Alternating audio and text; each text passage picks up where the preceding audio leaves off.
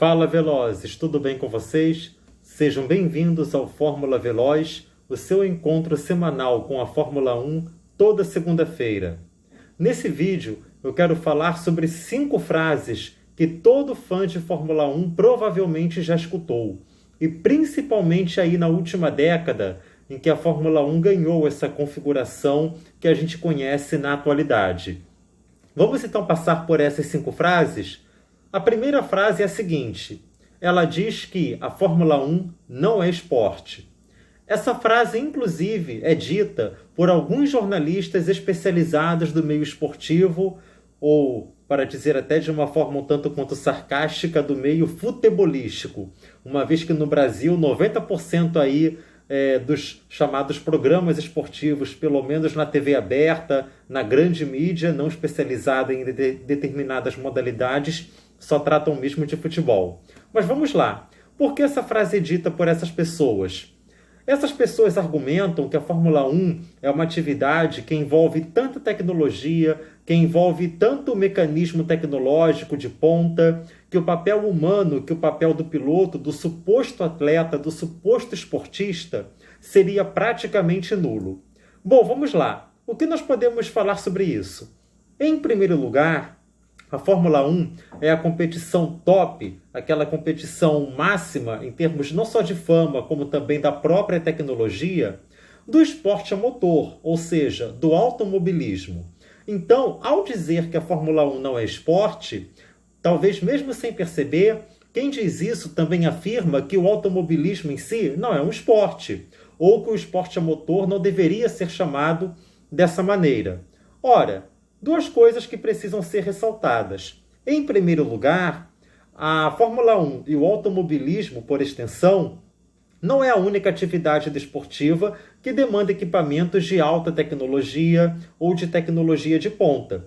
Podemos falar, inclusive, do ciclismo, podemos falar da ginástica artística, podemos falar de uma série de outras modalidades, como o próprio atletismo, que cada vez mais produzem e se utilizam de insumos que são resultados de pesquisas científicas, do avanço da tecnologia. Então, o esporte a motor não é filho único nesse caso.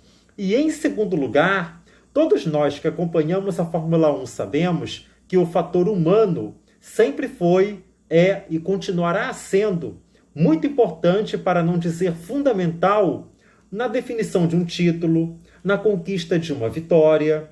Se não fosse assim, bastaria apenas dar o carro certo para qualquer pessoa, para qualquer piloto, que ele chegaria ao título, que ele chegaria à vitória, que chegaria ao campeonato. E ao longo da história da Fórmula 1, tanto no período mais recuado como no período mais recente, nós temos 1000 exemplos de pilotos, de companheiros de equipe, que correram ao lado de grandes campeões, de grandes talentos da pista, mas que não chegaram nem perto dos títulos, dos números dos grandes campeões. Vemos isso hoje com Lewis Hamilton, Valtteri Bottas, na verdade, quando comparado a Lewis Hamilton. A gente viu isso com Rubens Barrichello, com Ed Irvine, comparados a Michael Schumacher.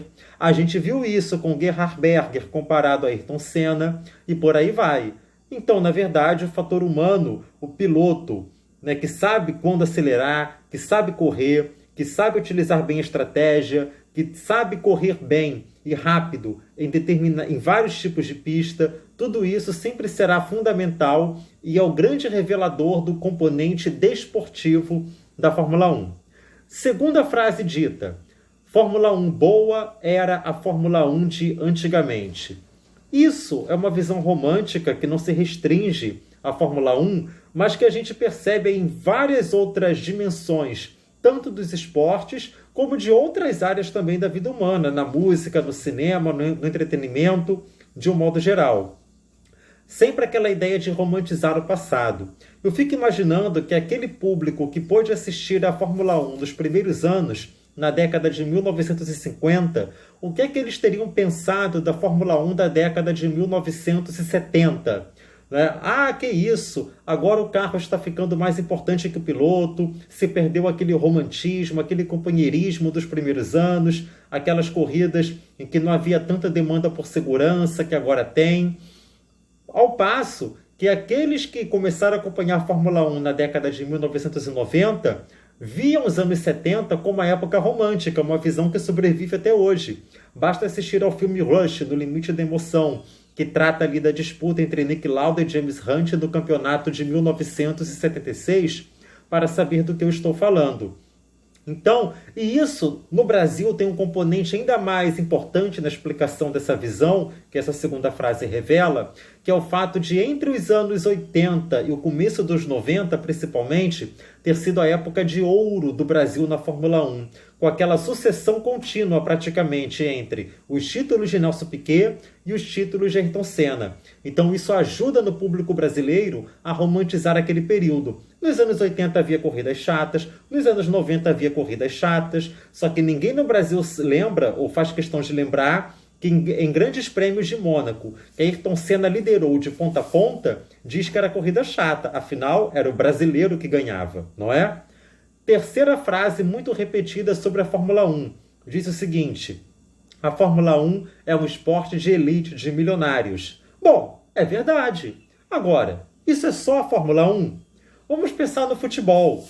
Vocês acham que o futebol se restringe aos jogos da Champions League, da UEFA? Ou aos jogos da Premier League, aos jogos de La Liga, etc.? É claro que não. O futebol está presente nas várzeas, o futebol está presente nos campeonatos de terceira, quarta divisão, o futebol está presente nos campeonatos locais ao redor do mundo e o automobilismo também está presente em praticamente o mundo inteiro.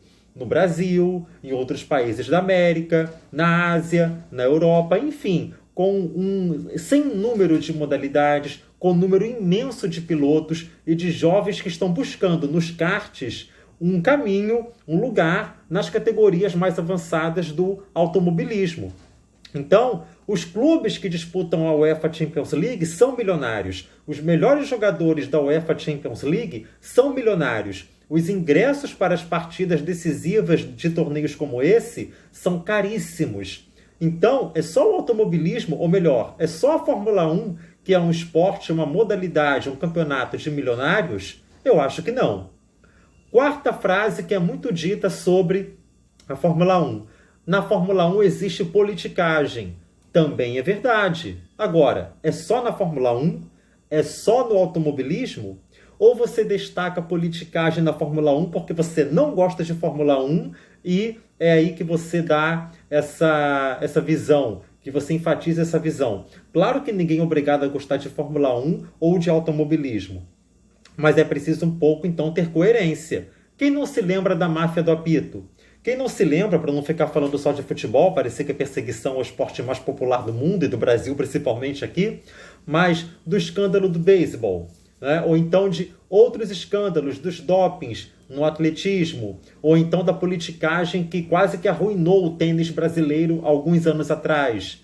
Então, na Fórmula 1 tem politicagem? Tem. Tem disputas entre montadoras, tem disputas de influência, tem negociações escusas, tem tudo isso. Mas isso não foi criado e não é culpa da Fórmula 1.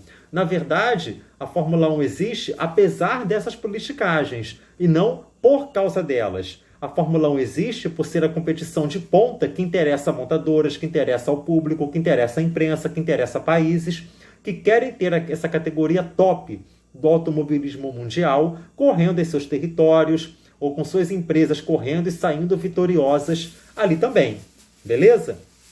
Quinta e última frase sobre a Fórmula 1 que eu gostaria de falar nesse vídeo. A Fórmula 1 não tem mais interesse do público brasileiro. E isso é a mais absoluta verdade, tirando alguns poucos aí, heróis da resistência, como você e eu que estamos aqui batendo esse papo agora. De fato, mas isso eu vou além da Fórmula 1. Nós sabemos que mesmo no futebol, voltando a falar dele, mais do que do esporte, mais do que do jogo, o público brasileiro gosta de ganhar. Quem não se lembra do auge de Gustavo Kuerten no tênis? Em que os pais passaram a querer matricular os filhos, as crianças, em aulinhas de tênis espalhadas Brasil afora.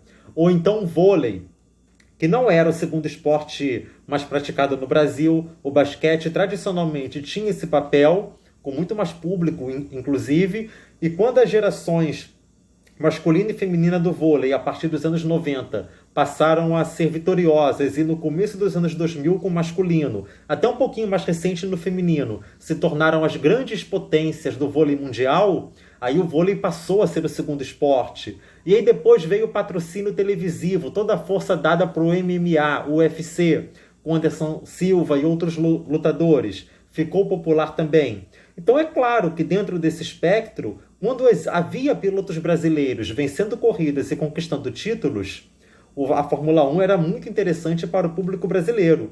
Eu lembro quando eu era criança, início da adolescência, quando o Senna ainda corria, estava ganhando tudo, ou quase tudo, como havia programas sobre Fórmula 1, havia chamadas no meio da programação sobre a Fórmula 1, era muito falado pelas pessoas em geral, e hoje não. Hoje que não tem nem mais piloto brasileiro, e mesmo que tivesse, não estaria lá no top, provavelmente disputando corridas, ou menos ainda títulos. Não há esse interesse, e isso é verdade.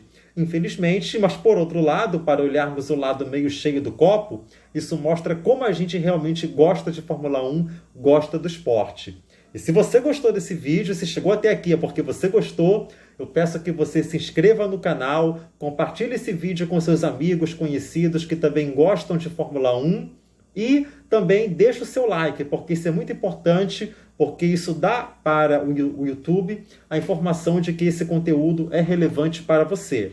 Beleza? Então é isso, um grande abraço, obrigado por ter chegado até aqui e a gente tem encontro marcado na semana que vem, na segunda-feira, com um novo papo sobre Fórmula 1. Um abraço, valeu!